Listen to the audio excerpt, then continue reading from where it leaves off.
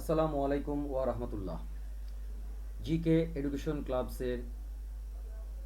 ক্লাবসে সকলকে স্বাগত জানাচ্ছি। শুরু করছি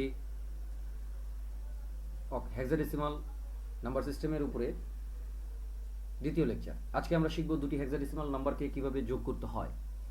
প্রথমেই আমরা ডান পাশে একটি চার্টের মতো লিখেছি, একটি কলাম লিখেছি। এই কলামের মধ্যে 1 থেকে F পর্যন্ত মোট 15টি হেক্সাডেসিমাল সংখ্যা অঙ্কগুলি আমাদের লেখা রয়েছে।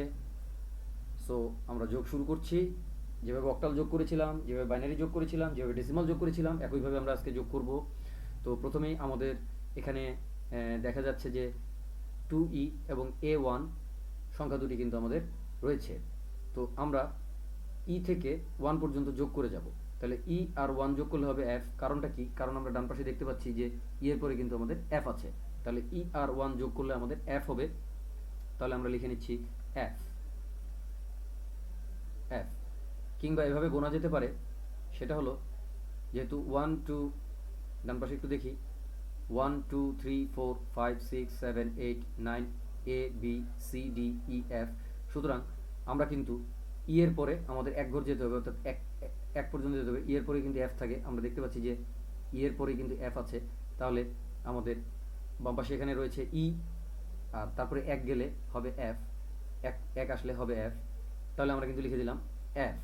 আমরা গুনে গুনে চলে আসবো আর কি, এফ। আচ্ছা, এবার এর সঙ্গে 2 যোগ করলে কত হবে? এ, তারপরে বি, তারপরে বি, তারপরে সি। এই যে 2 যোগ করে ফেললাম, 1 আর 2। এখানে ছিল হচ্ছে এ, এই এর সাথে এর পরে হচ্ছে আমাদের ডান পাশে আমরা খেয়াল করি, এখানে এ ছিল, এ, তারপর হচ্ছে বি, তারপর হচ্ছে সি। কারণটা হলো 1 এবং 2 যোগ করলাম এর সাথে, এ বি সি। সো আমাদের এখানে হচ্ছে যোগফলটা সি এফ হবে। এবার চলে আসি নিচের যোগটিতে আমরা এ ই না লিখে এখানে একটি দশমিক চিহ্ন দিয়ে দিচ্ছি। তাহলে একই সাথে আমাদের দশমিকের যোগটা শেখা হয়ে যাবে। আচ্ছা, ঠিক দশমিকের নিচে দশমিক বসিয়ে তারপরে একই নিয়মে অক্টালের মতো হেক্সাডেসিমালেও করতে হবে, বাইনারির মতো, ডেসিমালের মতো হেক্সাডেসিমালেও করতে হবে।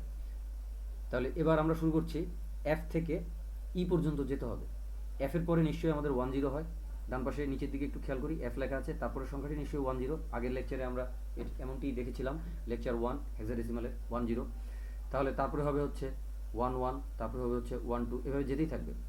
হ্যাঁ, 1 2 1 3, দেন আমরা এদিকে লিখছি 1 4 1 5 1 6 1 7 1 8 1 9। তারপরে আবার বাম পাশে লিখছি 1 এ 1 বি 1 সি 1 ডি 1 এফ ইত্যাদি, 1 ই সরি, তারপরে হচ্ছে 1 এফ ইত্যাদি। সো আমরা কি করব, আমাদের কিন্তু দেখা যাচ্ছে বাম পাশে একটু খেয়াল করি, আমাদের এখানে এফ রয়েছে, তার উপরে ই রয়েছে। তাহলে এফ থেকে ই পর্যন্ত গুনে চলে যেতে হবে, এফ থেকে ই পর্যন্ত। তো আমরা কিভাবে গুনবো? এখানে 1 থেকে ই পর্যন্ত কিন্তু আমাদের রয়েছে আগে থেকেই। আমরা ইটা মার্ক করে নিচ্ছি একটু, তাহলে বুঝতে সুবিধা হবে। ইটা আমরা একটু মার্ক করে নিচ্ছি, কালো কালি দিয়ে মার্ক করব। ইটা আমরা একটু মার্ক করে নিচ্ছি। সো ইটা হচ্ছে আমাদের এ পর্যন্ত।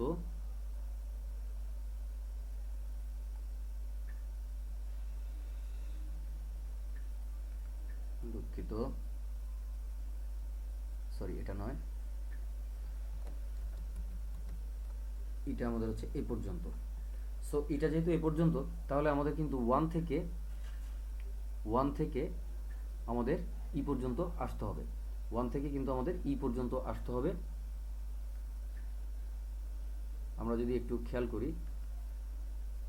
1 থেকে আমাদের ই পর্যন্ত কিন্তু গুণে চলে আসতে হবে। এবার আমরা আসছি 1 থেকে ই পর্যন্ত আমাদের গুণে চলে আসতে হবে।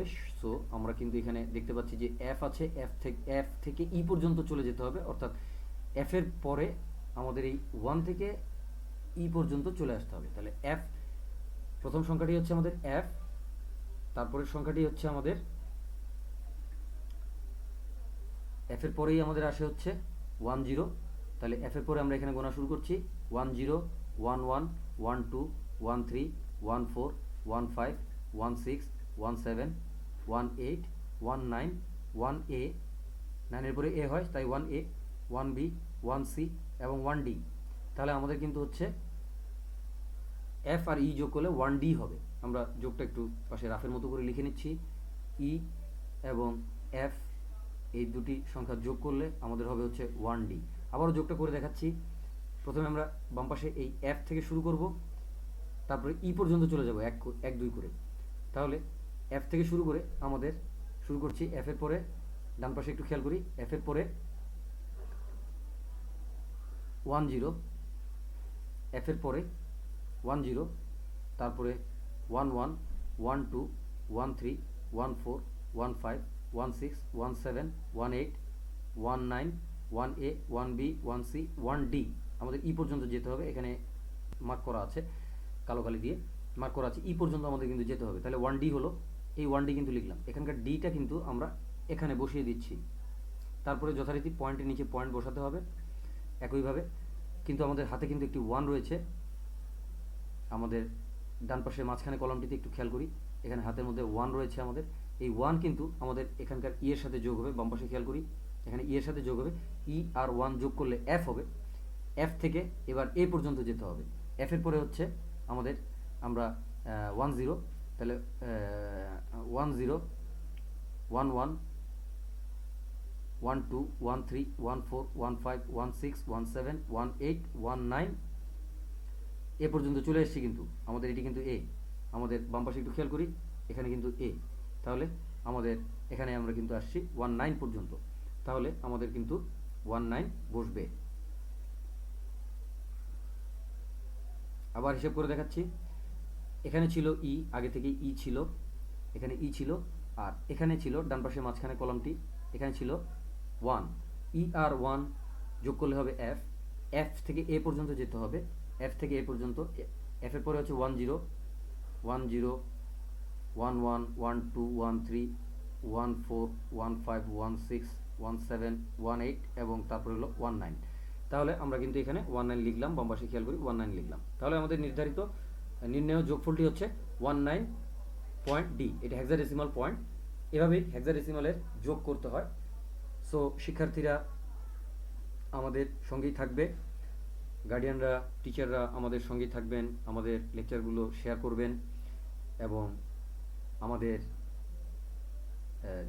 জিকে এডুকেশন ক্লাবসকে সাবস্ক্রাইব করবেন। সুস্থ থাকবেন, ভালো থাকবেন। সকলকে ধন্যবাদ জানিয়ে এখানে শেষ করছি আজকের লেকচার। পরবর্তী লেকচার দেখার আমন্ত্রণ রইল। পরবর্তী লেকচারে আমরা হেক্সাডেসিমালের বিয়োগ শিখব।